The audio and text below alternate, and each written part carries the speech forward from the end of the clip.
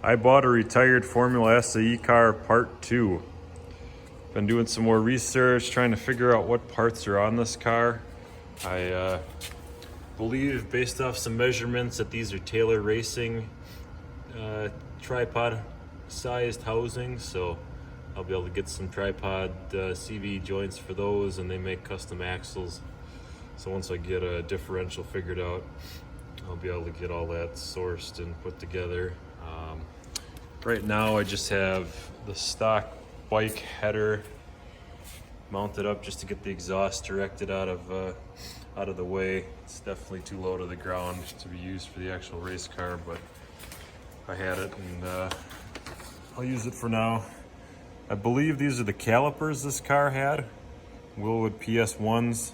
They do offer them in two different bore sizes, inch and an eighth. I don't know if the fronts and the backs were the same on this car. Looking at the front tabs, they do believe that they were through holes. The backs, I'm not sure if they use threaded calipers or through holes. So still a little more research to do on that. Yeah, so I'll give you guys a little action here. Right now the way this is set up is I got this toggle switch in place of the key switch, and then I'm using the factory handlebar controls. That's the start button, that's the kill button. So when I turn this on, the mechanical or electric fuel pump turns on for a few seconds to prime the system, and then if it doesn't see any cranking, it'll shut back off. So I'll go ahead and hit the crank button here and let you guys see.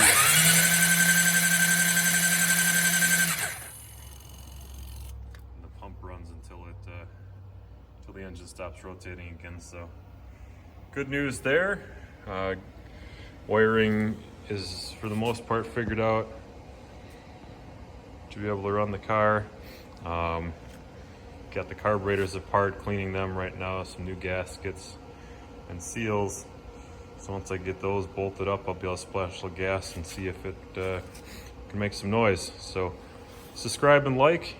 That's the way you'll see these videos going forward. Should be a fun project to work through. All right, talk to you guys later.